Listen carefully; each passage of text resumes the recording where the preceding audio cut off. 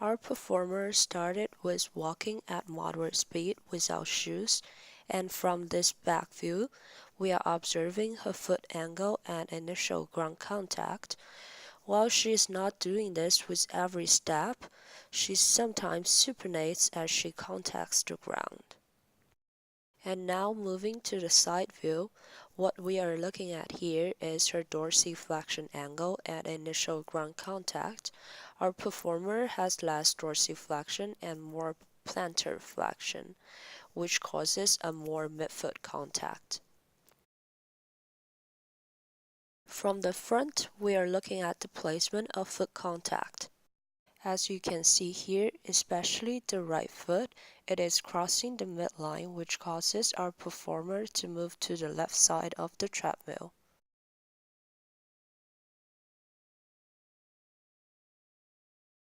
And now we have our performer walking with shoes, and from the behind, we're still looking at the foot angle and initial ground contact.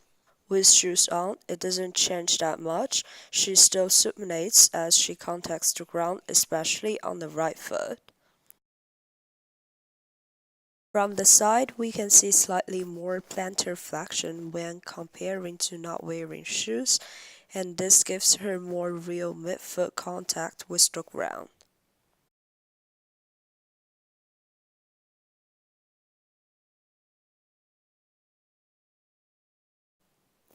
From the front view, we can still see our performer's feet sometimes cross the midline, and her shoes are facing inwards towards the midline, but she seems more stable as she is not moving from side to side on the treadmill. Now our performer starts running at moderate speed without shoes. From the back, we can tell that when running, she supinates more on both feet comparing to walking, and her feet don't roll over to pronation afterwards. When running at moderate speed, our performer's dorsiflexion angle and initial ground contact didn't change that much, but the point of contact shifted towards more midfoot.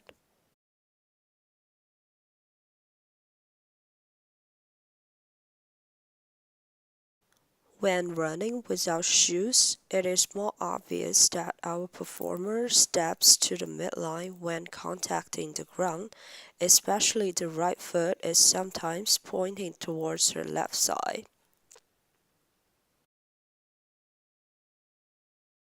When running with the support of shoes, we can tell that although there is still slight supination, the feet position becomes more neutral on both left and right foot.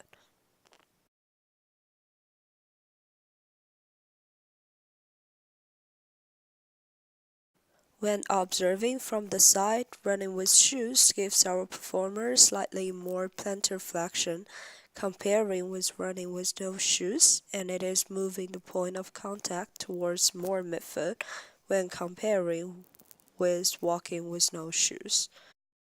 Now coming back to the front view again, her placement of foot contact becomes very obvious. Both of her feet are pointing towards the midline.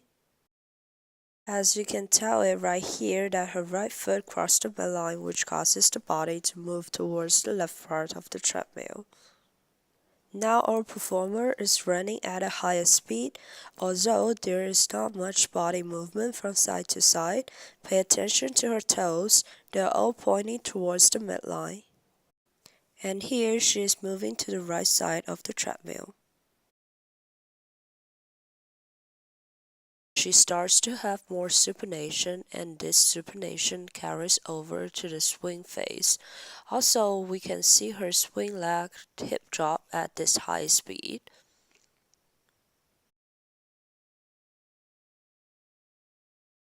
With the high speed, as you can tell it here, that she's definitely having more plantar flexion at toe off when comparing with running at a moderate speed.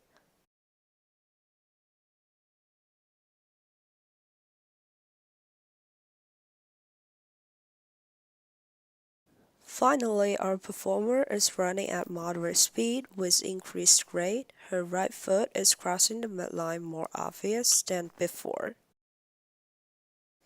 Pay attention to her right foot here, it's moving to the left side.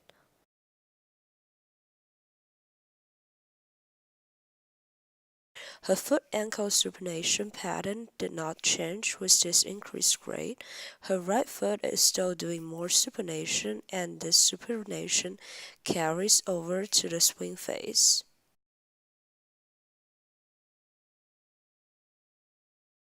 Lastly, with respect to the dorsiflexion angle, our performer did more plantar flexion and the point of contact moved more towards the midfoot and forefoot in order to compensate the increased grade.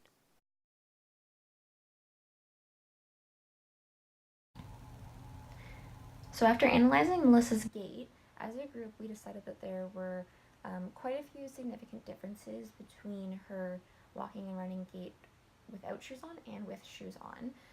So we found that her shoes provided a little bit more stability when she was contacting the ground. As Jessica mentioned earlier, one of the main things we focused on with Melissa was how much she was supinating when she hit the ground. So she was coming down a little bit more laterally on the ground and not completely rolling over to the pronation on her medial side of the foot. And she was kind of staying more like here with the foot. And that was without shoes on. And once she put the shoes on, we kind of saw that it helped a little bit. She was still supinating quite a bit, but was allowing herself to get closer to that, like, I guess, pronated stance. So that was one of the big things we saw. The other one was that she possibly had a little bit more plantar flexion at toe off.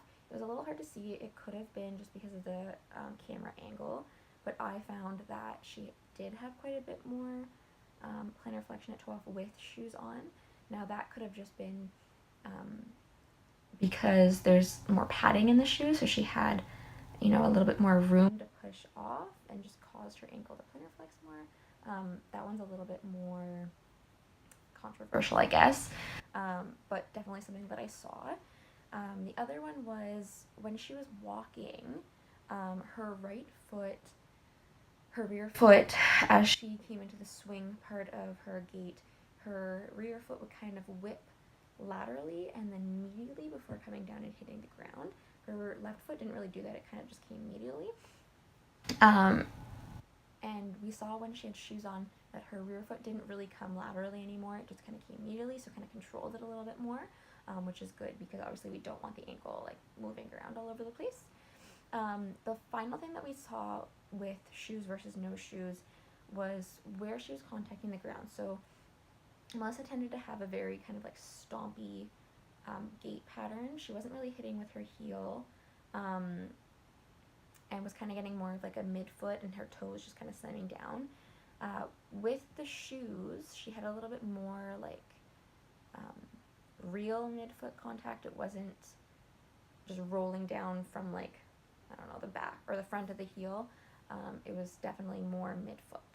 So the shoes helped with that, kind of make her more midfoot compared to no shoes, which was kind of like in between midfoot and heel strike. So that was everything for shoes versus no shoes in walking and running. Now we're going to move on to how her gait changed with running speed. So for this one, I analyzed her running speed at the moderate running speed, which was about 6 miles per hour, and the 3 higher running speeds. So we did it at 8 miles per hour, and then half to 1 mile per hour faster than that, and then another half to 1 mile per hour faster than that one. So she definitely got running fast. We gave her a good workout. And what we found with higher running speeds is that she had more knee angle when she contacted the ground. Obviously that was to absorb a little bit more of the landing, because if she had have landed very stiff in her knee, she's probably going to lead to pain, knee injuries. So the knee angle was just kind of to compensate, absorb a little bit more of that landing.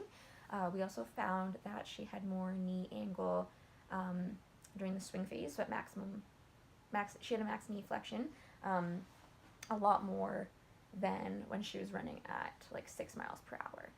And obviously that was to compensate to get a little bit more distance, a little bit of a longer running stride. Because if she kept her legs straight, then she wouldn't be moving very far and therefore couldn't run very fast. With that, she obviously had a longer running stride, and she had a greater running stride frequency. So she was hitting the ground a little bit more quicker, a little bit of a quicker turnover between her feet. The other one that we saw was that she definitely this time had more plantar flexion at toe off.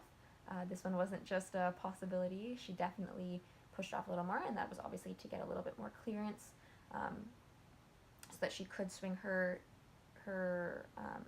flex her knee and get into a longer stride. The toe off, the plantar flexion at toe off would also help propel herself a little bit more so that she can run faster. We also saw that she had a little bit more hip drop the faster she ran. So if you watched her waistline of her shorts, you would see that it was kind of tilting, and her hip was dropping on the feet or on the side that she was standing on at that moment. So her stance hip, I guess, would be dropping.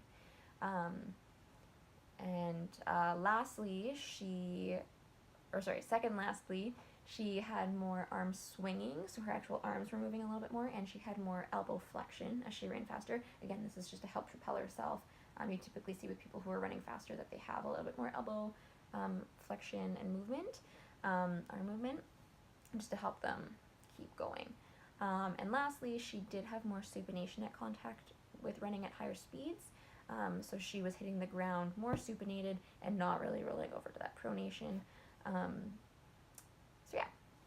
And last one that we need to compare and contrast is how her running gait changed with grade.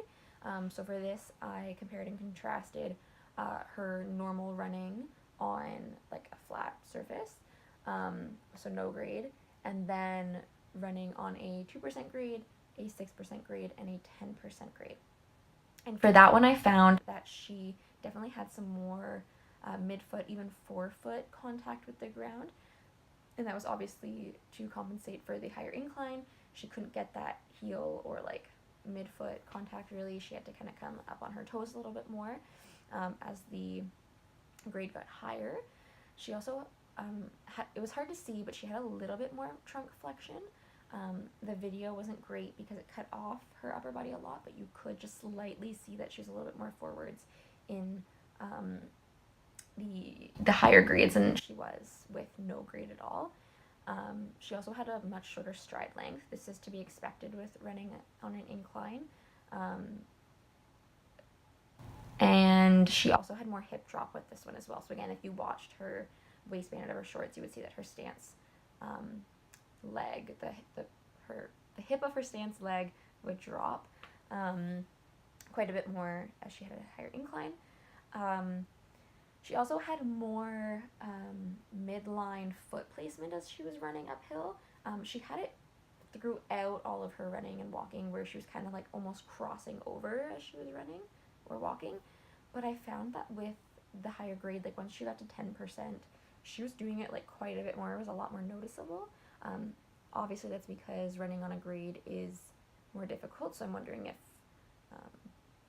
she wasn't focusing on it as much, wasn't focusing on what her feet were doing. She was just trying to get through the incline.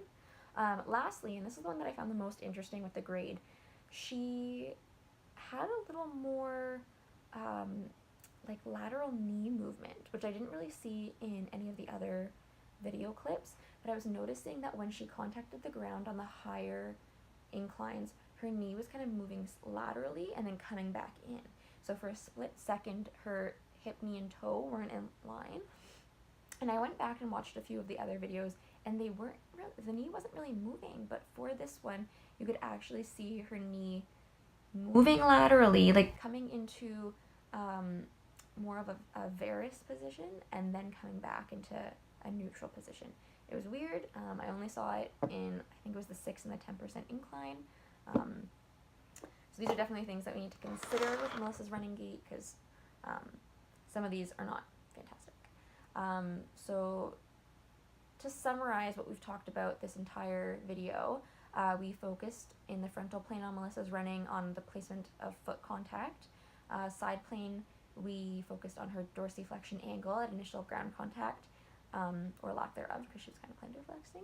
And from the back, we were focusing on the angle at the initial contact with the ground, so her supination as she was hitting the ground. And to conclude, basically what we would do from there, if Melissa was our client, we would address those concerns with her feet, because her feet were the big issue with all of her running and walking gait analysis.